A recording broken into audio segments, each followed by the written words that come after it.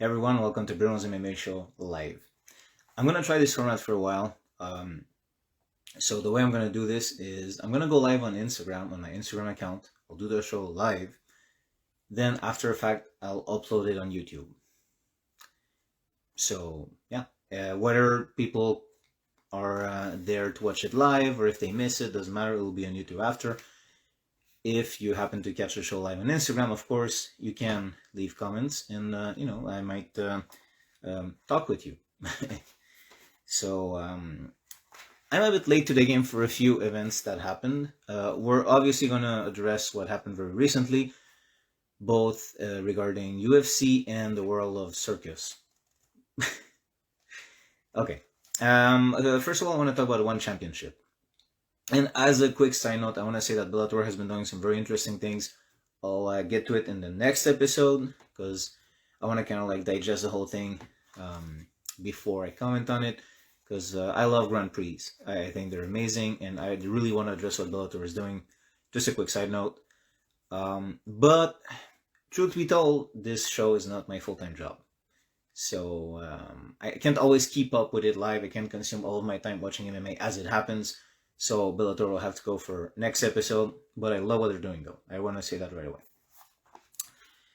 So if you look at my book here, Adriano Moraes versus Demetrius Johnson. Okay, I'm a big fan of Demetrius Johnson, so if you consider me biased when I say this, I want to be transparent. I'm a big fan of his, so I want that to be mentioned when I address one thing, and that's I think with one championship we have questions about. You know what? Just someone, please.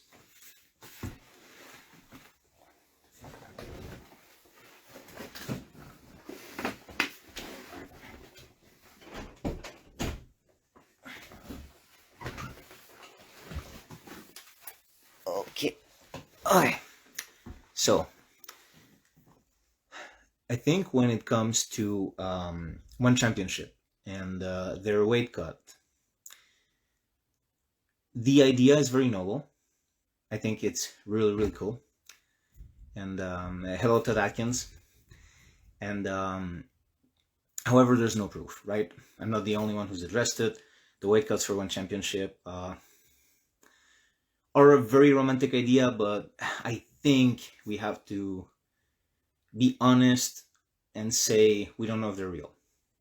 So I'm saying this because when I see Adriano Moraes and Demetrius Johnson fighting, and I want to be really careful here, I might be wrong, but to the eye test, okay, so congratulations on Adriano Moraes on beating Demetrius Johnson, great accomplishment. But to me, when I see those two fighters next to each other, normally in the same weight class, when one fighter has like way more reach, is way taller, you can see a clear difference in the build. Like when you see, I'm gonna give an example, Israel Adesanya versus Kevin Gastelum. Yeah, Adesanya has a lot more range, he's a lot taller, but you also look at the shape of the torso and you see like how Gastelum can be in the same weight class as Israel Adesanya, right? When I see Adriano Moraes and I see Demetrius Johnson, one next to each other, I have questions. And I might be wrong, and everyone's body's different, and even your age can make your body way more. It's weird. Bodies are weird, okay? And bone composition. There's so many things that go into it. So, but I want to be honest here, and I want to say without any proof, without anything except the eye test, which is not really a good way to. Okay, look, I just want to get it off my chest. I don't know that these two are in the same weight class, or that it should be. Does Moraes really get to that weight, or is it just one championship hand waving it away? I don't know, and I feel maybe I shouldn't be commenting on this without any proof or any reason beyond, like, I look at these two fighters and I just find that Moraes is way bigger. And, but there's people like that. There's people who, like when you look at Paulo Costa or Romero, they seem to be just bigger and they manage to be in the weight class. But we know that UFC allows weight cuts like with draining the water out of the system. One is not supposed to be doing that. So how can someone much bigger be in there? Now, again, I just wanted to address it because I thought it was kind of weird because, one championship has this whole history with weight cuts where they don't have any proof. And I just wanted to put it out there, like, congrats on the win. And yes, as many have pointed out, it is kind of ironic that Demetrius Johnson was defending knees to down opponents to the head, or kicks, was it? And he himself got knocked out by a knee to the head. And I wonder how much of it is just like he's not used to that rule set. Like, even though he's fought in one championship rules, like the instinct of defending that wasn't there. Or was he already robbed from the hits before? But don't count Demetrius Johnson out. But, I'd be lying if I said I saw every single Demetrius Johnson fight. But has he ever fought someone who had that reach advantage over him like Moraes did? Because that might be the thing. He seemed to, Johnson was not finding the target the way he usually does, and I really wonder. I have to look back in the Fight Pass library, but and in a previous video I said like I'm gonna cancel Fight Pass, but it's a useful tool, but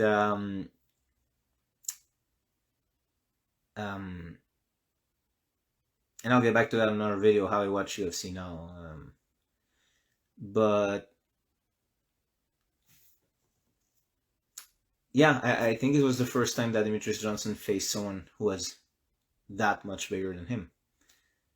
And again, when I say bigger, I do mean taller, more reach. Make that what you will. Okay, anyway, moving on. Because again, I can't be like, yes, I am saying that I think that the weight cuts in one championship are not legit. That's what I think, but I don't have any proof, and I really want to emphasize that. I don't have any actual reason to say that other than that's my feeling. Now, Eddie Alvarez and Luri Lapicus. So Alvarez gets disqualified by punching Lapicus in the back of the head in one championship. And it's kind of crazy to me because it's like when you watch other MMA promotions where like, hey, no kneeing or kicking the head of a downed opponent. And in one championship, like, yeah, go for it, but don't punch the back of the head of someone giving you the back of their head. So it's kind of funny. I'm looking at that, I'm like, that's so weird that they're like, yeah, sucker kick someone in the head if they're down. Sure, go for it. However, or can they sucker kick though? Maybe they can. Maybe there's a caveat where they can't sucker kick, but they can for sure knee someone in the head. Anyway, don't do that. But you can do that, but don't punch someone in the back of the head when they're giving you the back of their head. And I think at some point it should be also to the discretion of the referee that if someone's just giving you that target, the person is giving you that target.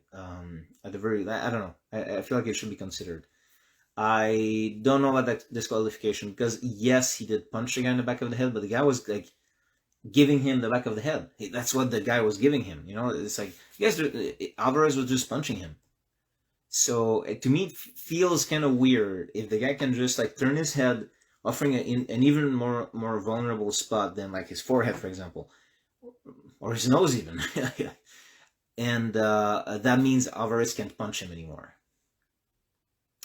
And again, I do understand it's a sport, it's not a street fight, but I also understand why you can't kick or knee a down opponent on the head. But then if you allow that, why is to me it's like a weird combination of rules here. I'm all for the more careful approach of no kneeing or kicking a down opponent on the head, no punching the back of the head. But then in an organization that has like one but not the other, feels like a weird combination. It just feels like I don't know, and I don't think Eddie Alvarez should have been disqualified. Now because that means it's I should have checked this before starting the show now because that means it's a loss for him, right? If it's rule on no contest, I wouldn't mind as much. But if they made him lose the fight, I should have checked this. I forgot to check this before starting. But anyway, so I guess my stance is if it was a no contest, okay, fine, whatever.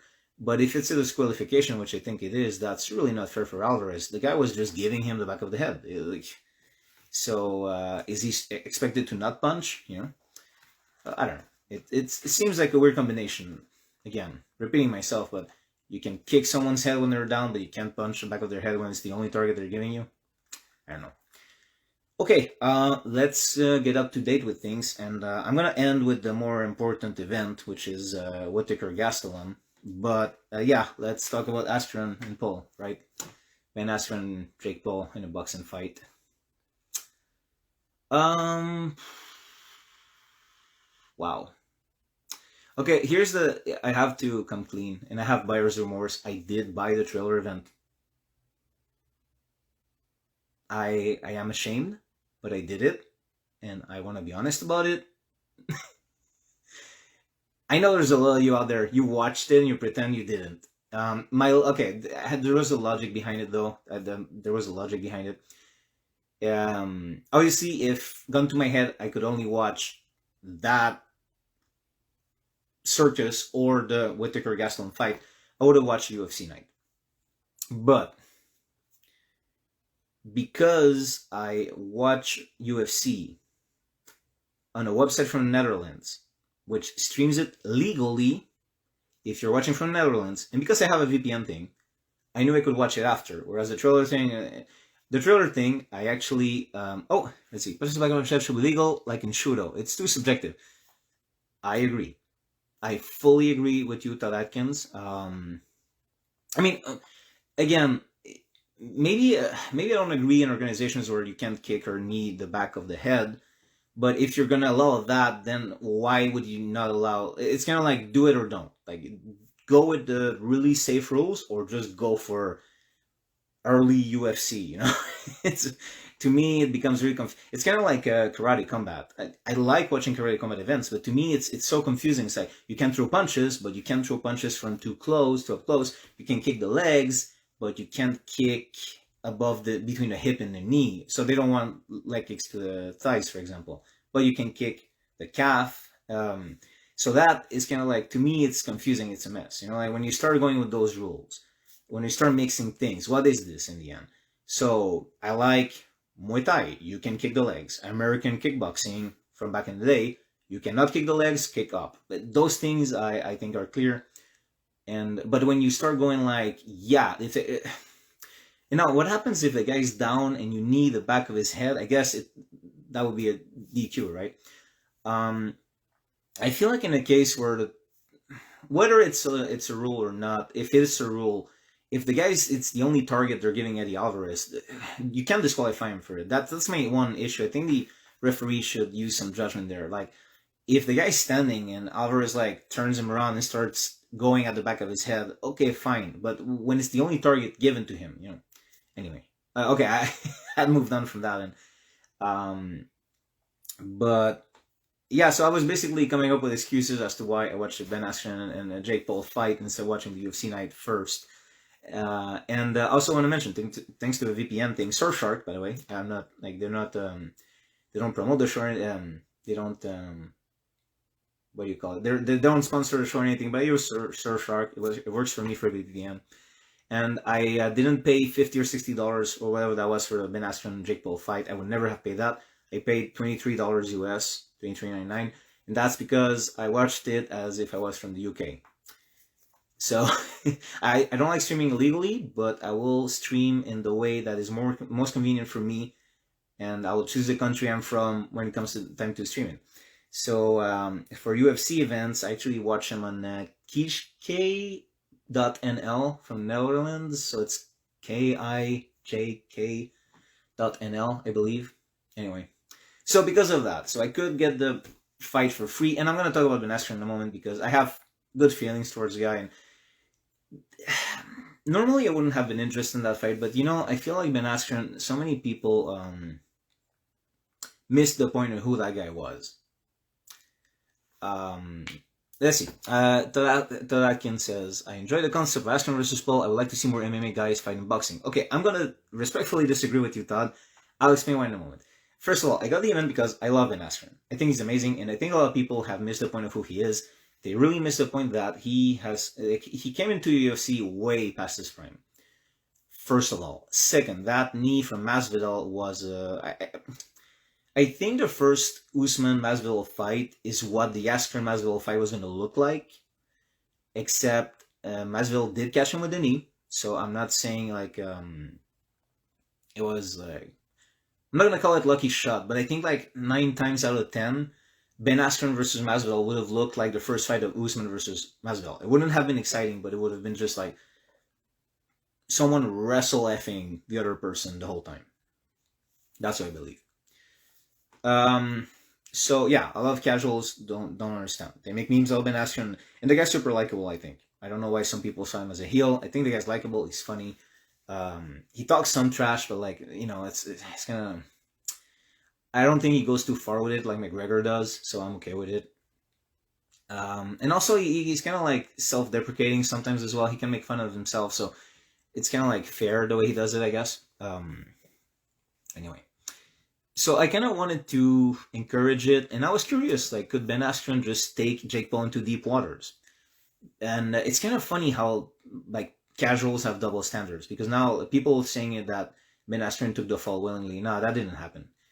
And people go, oh, how come he could take all those hits from Robbie Lawler, and then suddenly he gets knocked out in one punch by Jake Paul? So suddenly they're giving him credit just to go against him. It's kind of funny. They're like giving Ben Askren credit that he's a tough guy to complain about him, but before they were giving him no credit whatsoever. And now suddenly they can acknowledge, oh, that guy has a jaw. What happened? Okay, here's what happened. Okay, wait. I think Askren came off bad. Todd Atkins again. He didn't look like he. I'm reading this because I don't know if when I save this recording, if it's gonna show the text. I think Askren came off bad. He didn't look like he trained for a fight, and said he didn't care about the outcome. It's a bad look. He was way out of shape. Okay. I think.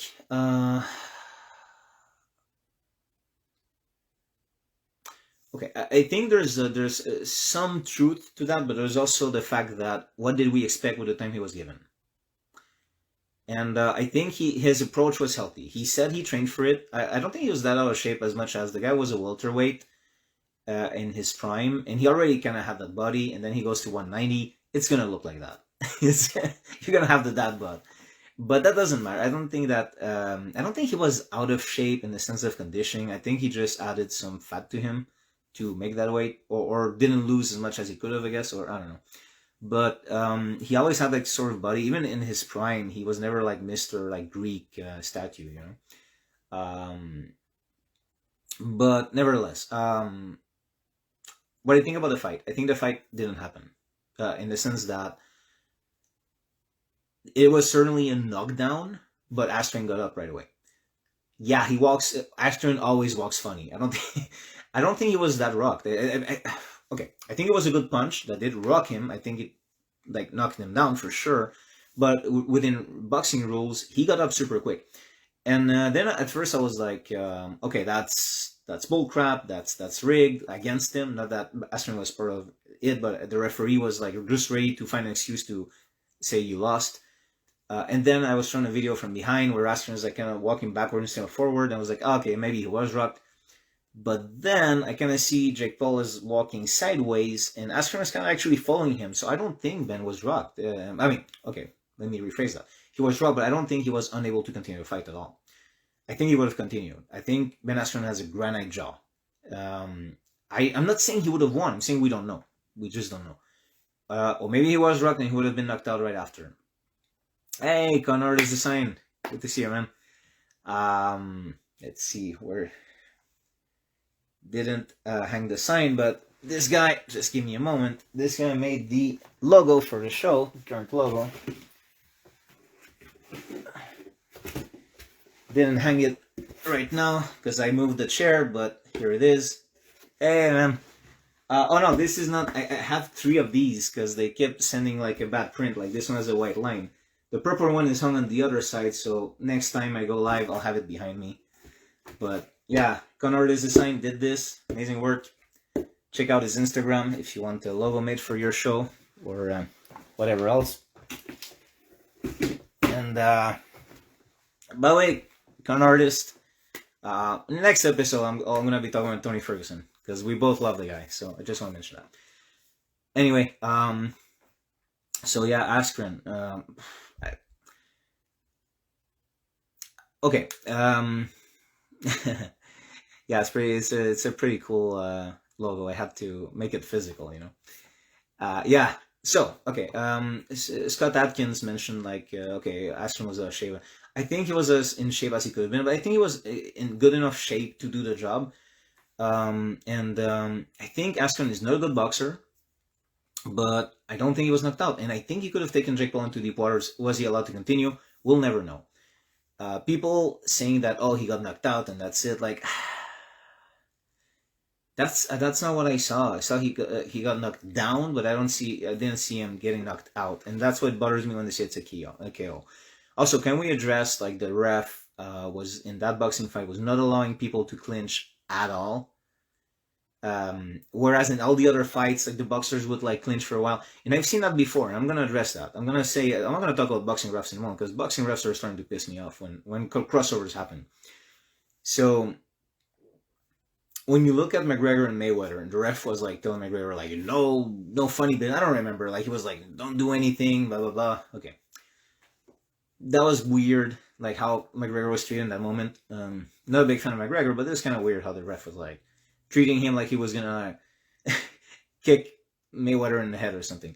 And then when you had even bare knuckle boxing, I think they use boxing refs, right? Because I remember when the Russian Hammer, the GOAT, Artem Lobov, when he fought Paulie Malignaggi, they didn't allow them to, like, they didn't allow any clinching.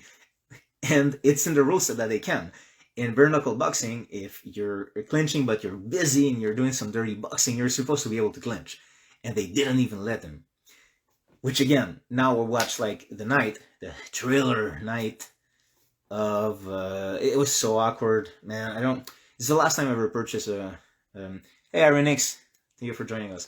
It's the last time I purchased a thriller event, let me tell you that, because I do you know what, like, man, I'm almost 40 years old now. I have a family. Like I do not need to like it's kind of like I'm not looking for shows or look at this naked woman. Like, I don't care. Okay, I don't need that. Thank you. I got my own stuff going on. I'm not desperate to see butts. It's just weird. And like all this music, like Justin Bieber, like fuck. It was so bad. I just muted it. At some point, I just stopped watching. I was like coming back from time to time to see if I just didn't want to miss the main event. The rest of like I didn't care. Frank Mir, like by the way, gave a good account of MMA fighters and boxing, I have to say, as a quick side note. But it was just a mess. I'm not buying Triller again. I just want to say that. But before we move on to the UFC fights, and I have something to say about that after. But yeah, it was weird. And as many people have said, like Snoop Dogg, it has like a stake in the company or something. It's a boxing ref, and they always treat hey man, hi. They always treat MMA fighters like crap, and that's why Todd Atkins was like, "Oh, I like to see more MMA guys going to boxing." I don't, because they always get treated like crap, and it's like, you know, Clarissa Shields. I have a lot of admiration for her. She's going into MMA. She's trying it out. Ryan Garcia said he wants to try it out. I have a lot of admiration for them, and I'm not saying that boxers need to go to MMA to prove they're tough guys. They are tough guys. They're warriors. Okay. What I don't like is it's a very one-sided relationship. I think like MMA as a community, like well, because of the pandemic, I haven't practiced in forever, but normally as a hobbyist, I train MMA, and anyone who does MMA, we appreciate boxing as an integral part of MMA. It is, yeah, we understand there's some boxing stuff you don't put into MMA, it doesn't make sense, but we respect the same way we respect Jiu-Jitsu, we respect wrestling, Muay Thai, whatever, like, it's an integral part, we respect it. And yet, we have this clear understanding that there's some stuff that boxers do that would like just make it real easy to take them down and F them up, you know? To the point where there's boxers out there who are professional boxers. If they're not knockout artists, they would be in trouble against even the most against non-professional fighters who have a good knowledge of grappling and know what it's like to get punched in the face. And yet there's disrespect for boxing. I don't think it goes the other way. It's like boxing is not at all nice to MMA. It's there, and you know, I think there's a lot of insecurity there, you know, and they're always trying to pretend, oh, you know, in our sport we don't like hug each other, we don't like roll on the ground. Stop it. Stop it. You just don't, like, anyone who starts down that road, starts saying those things, they just don't want to deal with the fact that, you know, when it comes to who's the most dangerous man alive, he's in MMA, not in boxing. Arguments about who it, you know, like the most dangerous man alive is not. Now, of course, I want to be clear about that. You know, what if Mike Tyson had been in UFC 1? He might very well have won. You know, like, I want to be clear on that. Like, Francis Ngannou, like, there's people who are just knockout artists who are going to knock you out before you can even do anything, you know. So, okay. But those guys could have been even, like, Ngannou is more dangerous as an MMA fighter than he would have been as a pure boxer.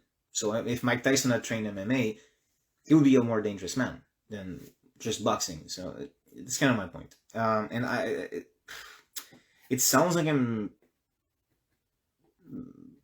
it sounds like I'm trashing boxing. I'm really not. I truly respect it, and anyone who does MMA will respect how important it is, especially in modern MMA. When you see what Gaethje did to Ferguson, you know, like, and now Ferguson is a wild card boxing, like, you know, fixing what needs to be fixed, I guess.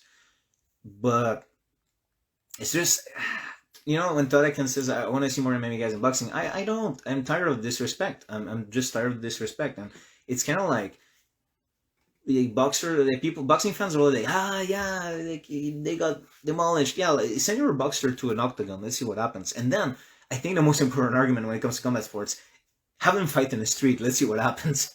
Because I think regarding bragging rights, that's the top one. Right?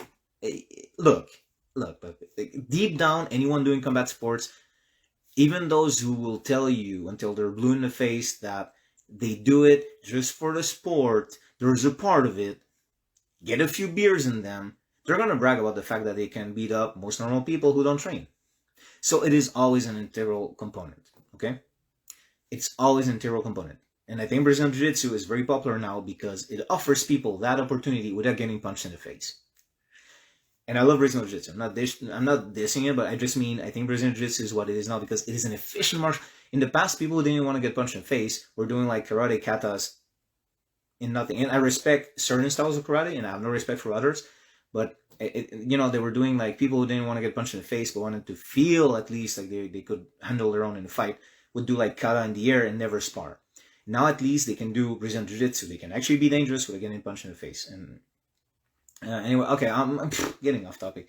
So yeah, I think it was sketchy how the ref didn't allow Ben Askren to clinch even a little bit. And I know it's a boxing fight. It's not clinching, it's not grappling, but when everyone else was allowed to clinch a bit longer, it was kind of dubious. It's kind of like they knew, oh, he might get tired. But you know, clinching is kind of a part of boxing. You see it often. Like Tyson Fury did it against Wilder. It wasn't what Tyson Fury did. Like he used the clinching, and it was an essential part of his game. So to some degree, clinching is part of boxing. Just maybe not as officially as it really is, but it is. And then the fact that Ben Askren was up, and I think was moving towards, or like, because if you see the ref asks Ben Askren to come forward, and then you see Jake Paul move that way, and Ben Askren goes like, it's kind of following Jake Paul, and that's where the ref says, no, you can continue. He could have continued. And for a fight that big, even if there's no title, it's not big in the sense of boxing, but that big in the sense of numbers, you let it go on. You let it finish. Unless, like, he was on his feet, okay? And I think boxing fans are in some ways saying, like, oh, it was a good stoppage because it confirms what they were thinking, right? So I'm happy for Ben Askren. He made a lot of money, and casuals will say what they will. Ben Askren is amazing.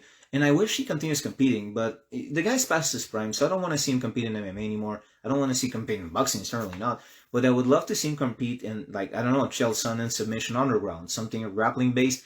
And not against, like, the young killers in grappling, but maybe someone more his age with the same mileage. Because Ben Askren is a legend of MMA. Just for those who know the sport, he's a legend of MMA. And I love to see that guy compete. I love to see that guy talk. Like, he's fun.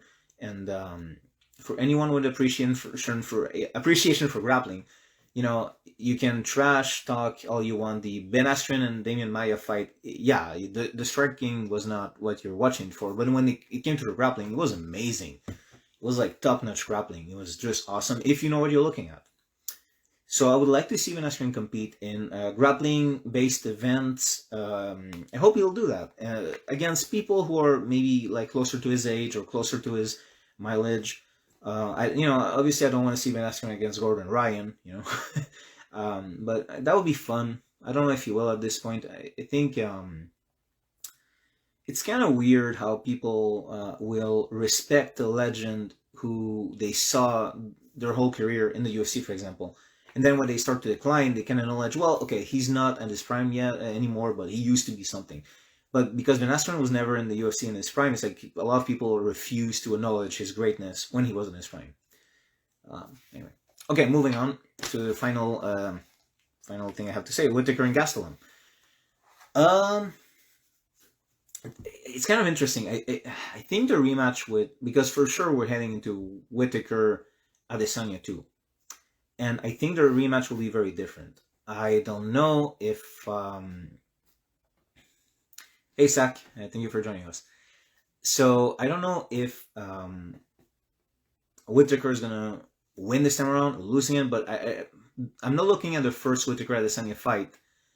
Oh, someone requested to be live in the video. Okay, let's see.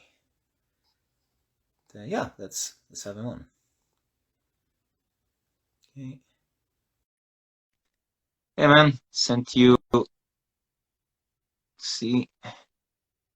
Oh, okay. Accidental request, I think. Okay, hey man. Okay, personal friend of mine there. Okay. So, I don't think that the rematch is going to be the same. I think Whittaker is going to be way better. I believe that the Whittaker we saw against Adesanya was a Whittaker who was burned out, had been away from the game for a while, had dealt with a lot of issues, physical and mental, and now he's back. And he's had fights to just get better and better and better and address whatever issues he had in the past, so if you want to call him issues, I think he was a pretty complete fighter already, but he looks even better. And I think that the Whittaker of before, if he had faced the Gastelum who fought at Sanya, I think Gastelum would have won. But now we see Whittaker just completely won that fight. And wow, I'm excited for the rematch. And the Blachowicz fight with Blachowicz Adesanya, I think, and Adesanya was kind of like saying in the interviews after that, oh, people are going to think that that's the way to beat me, but it's not going to work. But yeah, we kind of saw the way to beat him, right? We kind of saw how you beat Adesanya, where you should wrestle him at what time, where in the cage, I mean, And I think that if someone could take advantage of that, it's Whittaker. So I'm very interested, very, very interested in seeing that rematch. And, if Adesanya wins again, he's for sure the king of his division. Like, if he beats Whittaker, who's looking like a monster right now, he's just like wow. Whittaker is like better than ever. And if Adesanya beats him again, yeah, he's the king of his division. But if Whittaker wins, then, it's kind of funny how when Adesanya beat Whittaker, like Whittaker didn't get an instant rematch, but I'm pretty sure if Whittaker beats Adesanya, I think Adesanya gets an instant rematch right away. That's what I think. But that could be an interesting trilogy. And if Adesanya wins against Whittaker again, I wouldn't be surprised if they try to maybe rebook Adesanya Blachowicz or something. Maybe try to do it again. Like if Adesanya does something really cool next, I think they're gonna try to give him another shot at 2 belts. Maybe, I don't know. Are we gonna see Adesanya versus Jones? But at this point, Jones is having issues with UFC. Are we even gonna see him against Ngannou? And in the past episode, I kind of mentioned how, what's the deal with Jones? Because he was already in heavyweight, now he doesn't. He's asking for more money, and I was saying normally I approve of fighters trying to get more money. But in this case, you know what? I was biased. I don't like John Jones personally as a person. But you know what? Yeah, he should get his money. I think Jones and Ngannou would be an important fight. But what if Adesanya and Jones happens? That would be really cool too. Let's see. Con Artist Design says, yeah, Whittaker had to go through murderer's row to get a title shot redemption. Crazy. Yeah. And unlike with Ferguson, he's gonna get his due in time. Well, yeah, that was 3 fights, but 3 tough fights, right? There was 3 fights, right? Since Whittaker, Conor, just help me out here. I can't Google right now as I do my live show. I think it was he did 3 fights in between Adesanya and now, like Gastelum being the third. Um, yeah, I'm telling you, Conorius, I'm gonna talk about Ferguson next episode. I promise. Because you know what? If you have things you want to say about Ferguson, I'll even bring you online. I'll let you know ahead of time when I'm going online if you want to. Let's see. Cannonier, yeah, Cannonier, and he did 3 fights, right? He did. He just did Gastelum. He did Gastelum. He beat Gastelum. He beat Cannonier, but there was another person. No, was it 2 or 3 people? I'm not getting enough sleep lately. I'm a dad now. Well, for a year, but I'm getting the sleep I should. Jones is too big for now for Adesanya. Darren Till, thank you. Yeah, okay, so it's 3. Yeah, exactly. 3 really good fighters. Yeah, that's my point. Okay, Sack says that Jones is now too big for Adesanya. Well, I mean, Adesanya could beef up too. Jones could come down after, maybe not. But I think there's so much money there, it could happen. But you know what? If they can't even make Jones and Ngannou happen, I don't think they're going to make Adesanya Jones happen. Because UFC is like they don't want to pay their fighters. And I regret in my previous episode saying, oh, I agree with Dana White for once. Like Jones just doesn't want to do it, and I really regret it because that's what Dana White always says. Like, oh, they don't want to fight. Like he doesn't want to pay his guys. And when you look, we're gonna talk about it. I'm kind of happy Jake Paul is out there calling out MMA fighters for one reason. I want those fighters to get paid. So whatever MMA fighter goes boxing against Jake Paul next, they can't expect to get paid at least for once because they're not getting paid right. So yeah, my personal dislike for John Jones made me say things that were just wrong and that go against what I believe in. I believe fighters should get paid. But I also think us as fans and me as someone who has an MMA show and like anyone talking about MMA online, I think our bigger responsibility here, what we can do is talk about the other organizations and just put a spotlight like the same way I talk about one. In the next episode, I'll talk about the Bellator Grand Prix, which is really cool.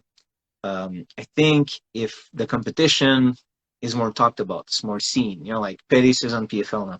If we talk more about the competition, if the competition grows, that gives fighters more options.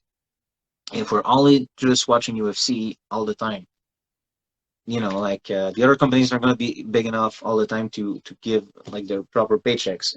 There's not going to be like free agency is going to mean very little, except for maybe the top fighters. Yeah. Yeah, at this point, I don't know. Are we even going to see John Jones fight again? Because Jones seems really set, and he has brothers, I think, who play in the NFL. John Jones does, and he sees what his brothers get paid. Not true, they do a whole season, but nevertheless, like I'm pretty sure he, and like everyone's like, oh, that's a big purse, but if he looks at his brothers, he's probably thinking he's not making much. He does have brothers in the NFL, right? Not even sure if he does anyway. Yeah, he does. I don't watch American football, but I don't know. I don't know. Like John Jones, but it's a good point that now he beefed up and going up against Adesanya, who's lighter. Like now he's beefing up to fight someone like Ngannou. Can he come back down at his age after fight Adesanya? I don't know. Maybe. Or maybe Adesanya can beef up. They can meet in the middle. I don't know what they do with that. Okay. Does anyone? Let's see. That's all I had to discuss from my end of things. If anyone has questions, now is the time to anything that you want me to address. Now's the time. If there's anything, I don't know if there's any. It's the first time I go live like this for a prolonged period of time. I don't know when someone types something if there's a delay or if it shows up right away. Actually.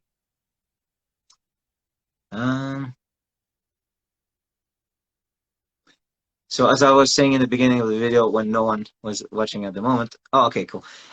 This video will afterwards be uploaded on YouTube. So it's probably how I'm gonna do the format now. I'm gonna go live on Instagram and then after the fact just add an intro with Conrad Design's awesome logo he made for the show, and just put it in YouTube After Effects. Okay, well, wow, look at you guys. Conrad Design and Sucksax both want to know about Rose versus Zhang.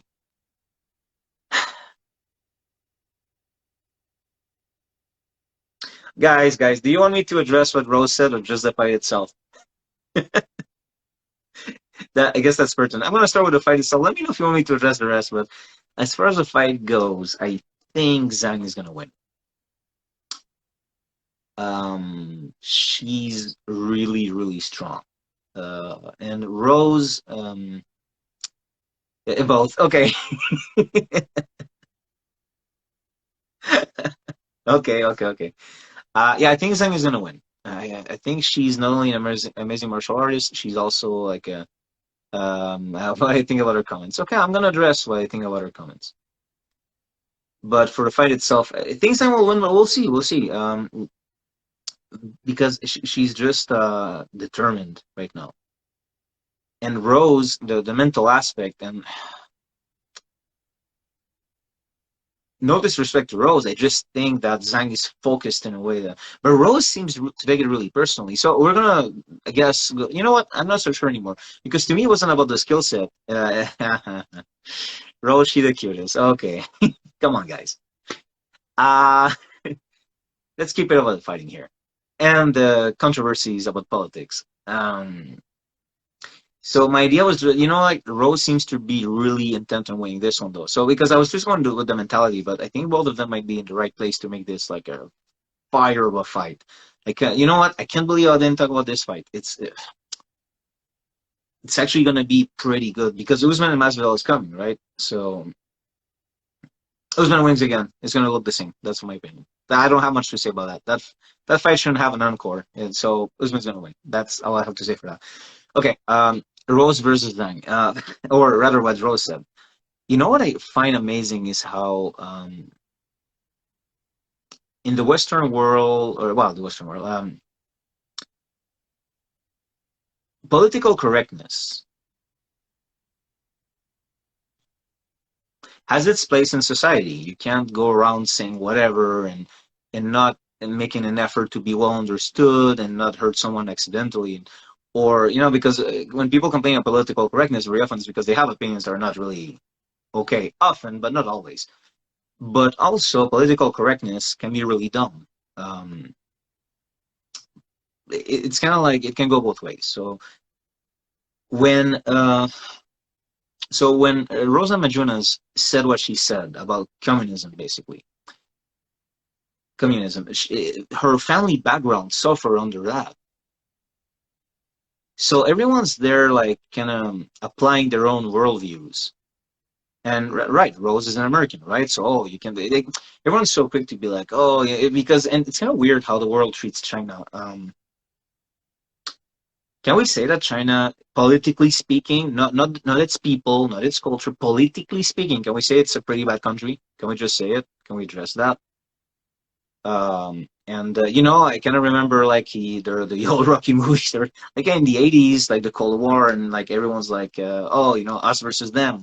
And I kind of think it's nice that the world doesn't think like that anymore because every country has their people. Every country has different kinds of people, no matter what the political system in place is. And you can find good and bad in everyone. And Success says, I think politics shouldn't be involved in sports. Well, the politics is involved in everything as soon as you ask someone their opinion. If you do an interview, you are involving all of their worldview. Look at what happened with Manny Pacquiao when he started talking about gay people. That was not, he didn't have nice things to say. And that disappointed a lot of people because, Pacquiao was this hero for the world. And, he represented a lot of people who didn't often have like someone in sports. I think the thing about Pacquiao is he was so important to so many people who in sports they didn't have a lot of people who looked like them, and Pacquiao was there, and he also came from a poor country. And when Pacquiao fights in his home country, like the Philippines, they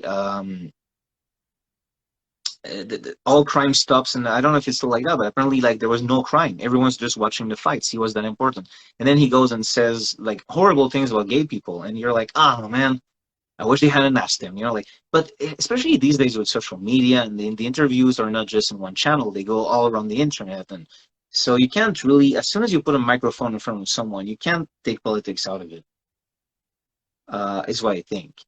You can't, because human beings have opinions. And so what I think what happened is Rose Namajunas had a worldview, and I think it's important to address, two people can have very conflicting opinions and have a very good reason to be like that. So, for example, the Cubans in America are very often very right-wing. And you're like, well, that's kind of weird, right? That someone who's not white can be so right-wing, but because they saw what the far left can do in Cuba, now they're very right-wing in America. Like, to me, it's not just important what someone thinks, it's why they think it. So Rosa Majunas has a Lithuanian family background. She has her opinions, and she has good reasons to have her opinions. And it doesn't mean that everyone has to agree with those opinions, but you have to respect where she's coming from. And I'm trying to be very centrist here. And when it comes to politics and all that, like I, as a person, try to be centrist. I say I lean a bit more left, but but I think people have to understand that when someone talks about what they believe, they should really take a good look, because it's kind of easy to just go like, oh, she's this white girl American who said this, but no, maybe it's more complex than that, And when also, can we just address, when you talk about, there's a lot that's wrong going on with China right now, and maybe the part where maybe it was a bit unfair was maybe to include Zhang in there. The same way, like, can you hold Khabib accountable for some of the people he hangs out with, or people who committed war crimes? Does Khabib have a choice in hanging out with them, taking pictures with them? Does he really have a choice? Like, do Russian fighters, what did they really think of certain people in politics? All those things. So I think where maybe Rose went a bit wrong, I guess, is in making it about that. Like, we don't know what Zhang's real feelings are. We know that she has to say that everything in China is awesome. Does she have a choice? No. Zhang doesn't have a choice. She might believe that everything in China is awesome. She might internally not, but have to say, we don't know these things. So I think there's also, it was a bit unfair to make it about politics, because it's not like, for example, an American fighter, Kobe Covington, Jorge Masvidal, you might go like, oh, I'm pro-Trump, and then someone else will be, how dare you be pro-Trump? And people can argue, but at least with an American fighter, that's really their opinion. And certain fighters come from countries where they don't have a choice but to say, I agree with this, because they have, whether they do or not doesn't matter. They have no choice. So I think that's where it was a bit unfair of Rose in that sense, to bring politics into it when it came to her fight with Zhang, because Zhang has to say what she has to say.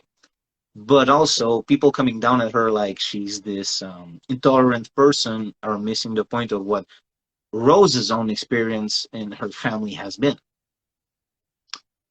So it's complex, right? But the world doesn't like complexity. And also, maybe she was trying to sell a fight in some way. Like, these things sell, like Whittaker and Adesanya, New Zealand, Australia, these things sell. In the 80s, that was all the thing. Like, look at Rocky IV, like America versus Russia in boxing. And it's, I don't know. It's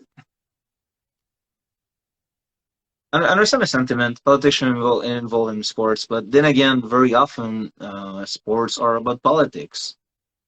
Look at the Olympics. Conrad is saying, I felt like it put Zhang in a bad spot, unable to say her true feelings or being vilified for being silent. Yeah, pretty much. And I think in a way, I didn't think of it until now, but in a way, when Rose said that there's right now an unfair vilification of the Asian people. It's very unfair, and it's not okay. And I think her comments might have been misconstrued as well. I think it's a touchy subject right now. Talking about China is very complex, right? China is an amazing country with amazing people, but when you talk about their politics are messed up. That's a fact. But I think it's respectful when you talk about Habib, when you talk about Zhang, when you talk about people from certain countries, they can't. What's the point of talking about the politics, you know? And that's something I really, really dislike about McGregor when he was starting to put Habib on the spot with like, oh, you hang out with this person, like, oh, don't you respect Putin? Like he was playing with that, and I thought that was really, really disrespectful and not okay because in a way you're maybe even putting Habib's life in danger. Maybe I'm exaggerating, but you know, like these things, like these guys or women, these men and women, maybe they say the wrong thing at the wrong time by accident, and a politician decides that they gotta go. And didn't we have like I forgot his name, but the Chinese billionaire just disappeared, and he was known to maybe say things that normally Chinese people normally don't say. No, he's gone.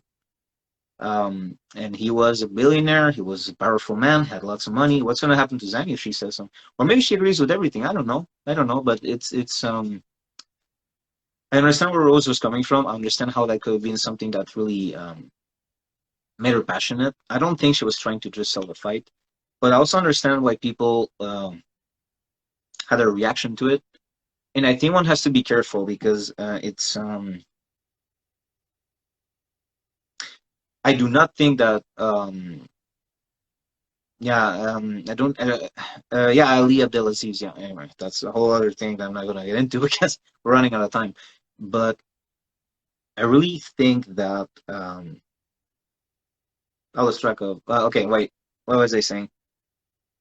Okay, I don't think that Rose was at all making it about race at all. But I understand how also it's a touchy subject. When you talk about China, it's a touchy subject because I see a lot of people who um, they might complain about the politics, and then others are saying they're attacking the Chinese people, which are two separate things. And yet they're not sometimes. It's very complex. But I don't think she was making about that. But I think there's just so much going on in the world right now where, um, and Rose has never been known as a trash talker, I don't think. So it was kind of like unexpected, maybe, that she came from this angle, this passionate angle, where normally she's kind of like very laid back and chill. I think I don't remember her trash talking or anything like that. So it's kind of like if, like you know, if the Diaz brothers say some stuff, people will be like, yeah, sure. But if George and Pierre were to say, they'd be like, whoa, George, what are you saying? You know, I think there's a bit of that too, like just the unexpected. You know, like if you present yourself to the world as I don't do trash talking, I don't say bad things about my opponents, and then you go and say something that's very raw for yourself and for others, and also that could be misconstrued by other people for what's going on in the world right now.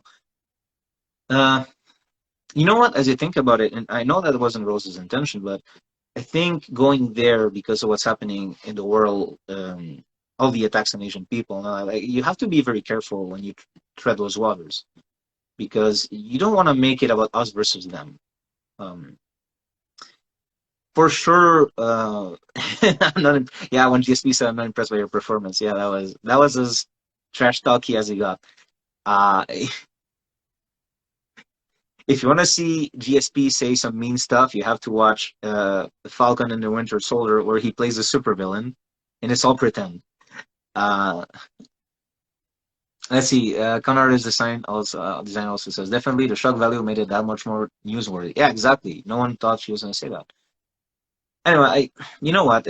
I'm repeating myself, but I think there was a lot going into this. I think when these things happen, people need to take a step back and look at the whole picture. But like I understand where Rose was coming from because of her background, and I understand how it it just so happened it wasn't the right time in the world to say something like that, maybe. And yeah, political correctness is its own thing because I'm kind of like in the middle about it. I think in life you have to say what you have to say, but it doesn't mean you should be disrespectful when you approach it. And I hope that when just now when we talked about this, I hope that I was able to convey my thoughts respectfully for everyone involved. I hope I didn't slip in my way of expressing it, and that was clear. But yeah, it will be an amazing fight between two amazing martial artists, two role models for any women doing martial arts or any martial artist period. And like the last fight Zhang was in was amazing. So and Rose is a talent, and I can't wait to see that one. So yeah, that's what I have to say on the subject. Thank you, Conrad is sign. Thank you. You did an amazing job, Bruno. An awesome job. Thank you very much. Okay, guys, so that's it for the live video, and I'll upload it very soon on YouTube. And appreciate your takes and all that. Well, I appreciate that you guys appreciate it. So yeah, very well. See you all very soon. Thank you for watching. Thank you very much, guys.